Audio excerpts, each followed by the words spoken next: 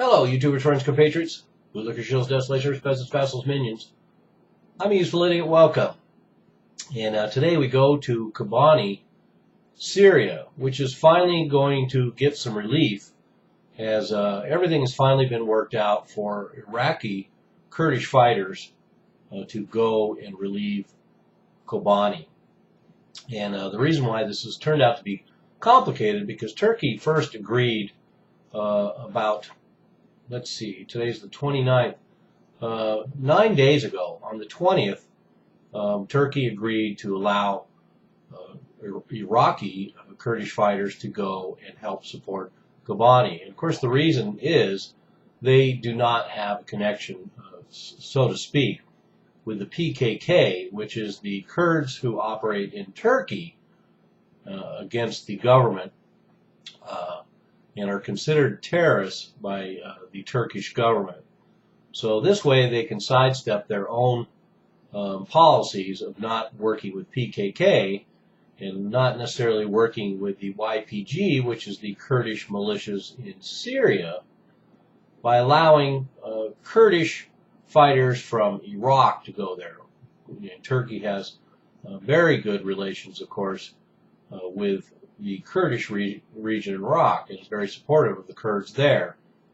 Of course, one of the reasons is new oil contracts and a huge Turkish investment in Iraqi Kurdistan.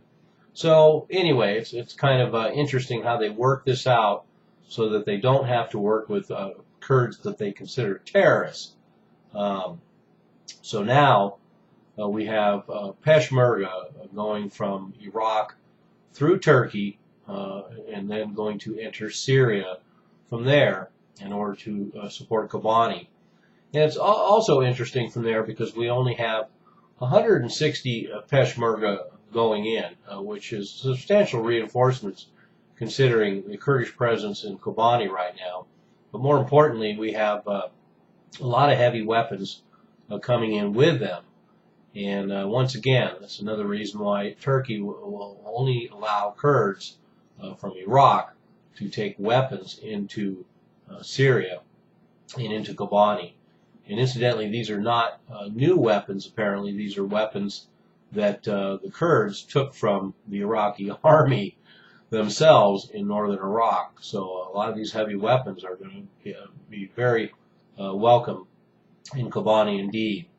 And so now we have, according to reports anyway, most of the city of Kobani itself has been retaken by the Kurds, and we have ISIS continuing their assault, but at least have been temporarily cleared from the city. And needless to say, everyone knows that the United States airstrikes in the region and in Kobani have picked up considerably, so this has also been a boon. I understand there's been somewhere around 800 casualties amongst the Battle of Kobani. And I've heard everything from 800 to 1,000 to 1,200, but about evenly split between Kurdish fighters who have been killed and ISIS fighters who have been killed. Roughly around 500 ISIS fighters, theoretically. Well, there's no way to get any sort of accurate count, but those are the speculations. So anyway, ISIS undoubtedly will also be bringing in reinforcements, so this will continue. And we also have had United States airlifts, of course, of material being dropped, food and ammunition, some weapons being dropped into Kobani as well. And of course, infamously, one of those drops ended up in the hands of ISIS. Of course, a very insignificant story in the scheme of things, considering how much U.S. weaponry ISIS has gotten. One more bundle isn't going to change things too much. Just an ironic footnote to this massive clusterfuck.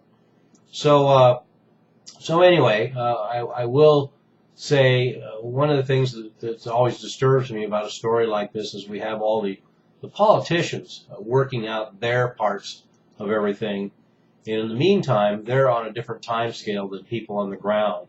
So we've had all this political machinations going on while Kurdish fighters are dying to fight in Kobani, and one of the few forces that are having success against ISIS in the field.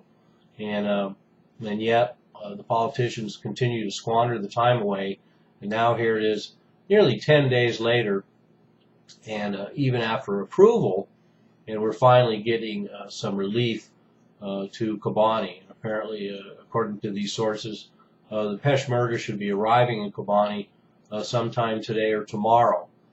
So this is good news, and will be interesting to see how events continue to unfold in Kobani, Syria, and the Kurdish stand there. I'm a useful idiot. Don't you be one too.